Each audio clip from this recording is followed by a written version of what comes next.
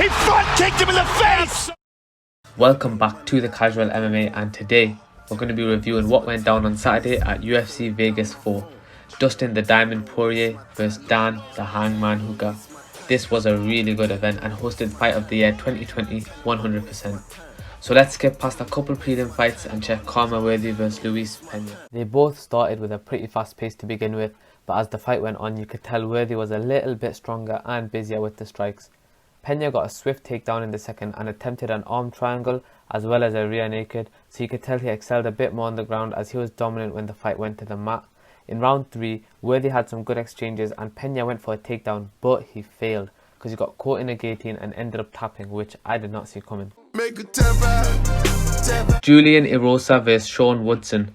What's amazing about this fight is the fact that Julian Erosa had 4 days notice to face an undefeated prospect with really high level boxing.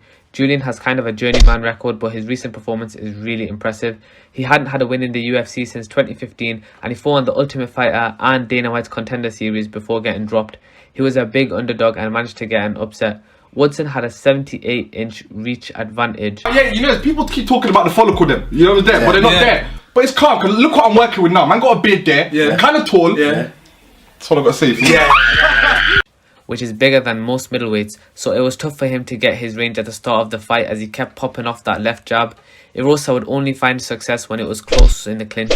So in the second, he decided to pressure a lot more and had Erosa in the back foot for most of the round.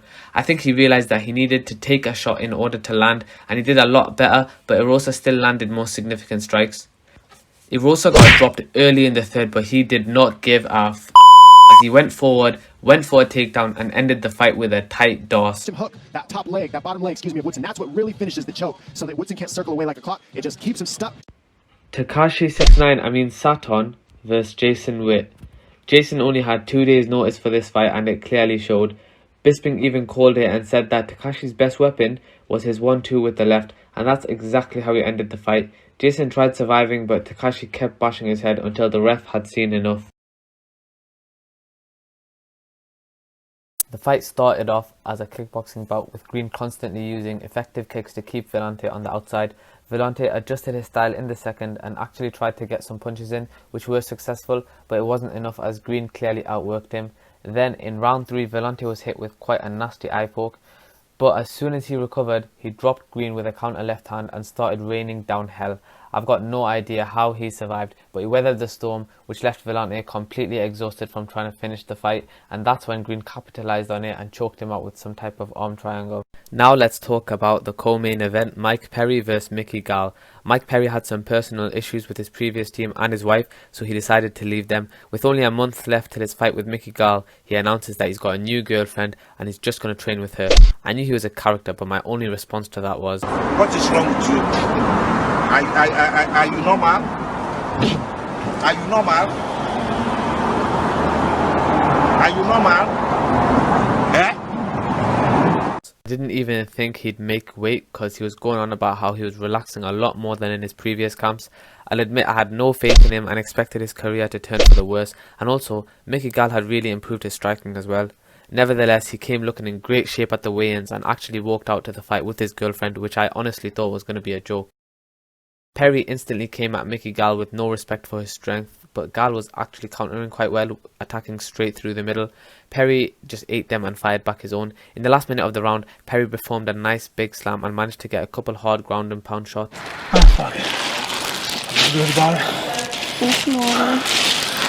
In the second round, Gall's counters were still decent and he attempted a takedown, but Platinum was just like, nope, and he stuffed it with pure force. He momentarily had a guillotine, but once Perry got loose, he was unloading those nasty shots, and Gall was only able to get out by threatening a Kimura.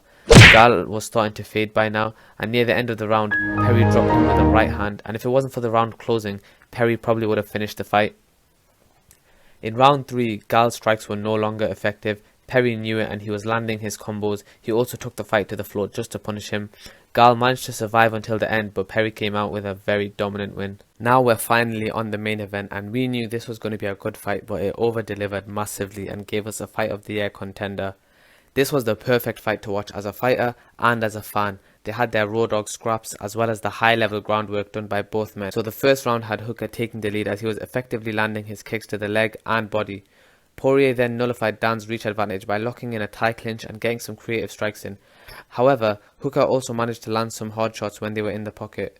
In round 2, they kept up the pace and pressure, but Dustin did a lot better by getting him against the fence. Once he let go, the two were taking bombs on each other's faces and Dan was cut. Dan was doing really good and the round could have potentially gone to him, but when the round was closing, Dan had Poirier hurt and was teeing off on him all the way till the horn belled. Hooker was a lot slower in round 3 and for good reason too, so he decided to take Poirier down, but that just resulted in a tight guillotine which nearly ended the fight. Eventually, Hooker got out, but Poirier still remained in guard whilst landing elbows and punches from his back. Once the fight got back to the feet, Dustin found his stride and was a lot more comfortable in coming forward to close the distance and land his shots. In round 4, Poirier had a really good jab which was popping Dan's head backwards, so Dan kept trying to take him down again, but Poirier would just threaten a guillotine and get back up. After that, Poirier got him on the floor and pretty much had him in the same position that Khabib did last year. He landed a couple punches on the floor and then went on a submission frenzy, attempting guillotines, arm bars, omoplatas, kimuras, all the way until the round ended. By now, they both had 2 rounds, so the win was up for anyone. Both of them were trying to wisely pick the right shots, but Dustin looked a lot fresher. Hooker knew he couldn't stand, so he decided to go for a takedown again, but Dustin stuffed it. Every time they were on the feet, Dustin was just outlanding him. By the end of the round, the Diamond had Hooker sitting against the fence and was just spraying his face. Dustin Poirier, I'm gonna smash your face in. This just shows that the Diamond is still an elite level fighter, and I think that the best matchup for him would be against Tony Ferguson or even a rematch against McGregor.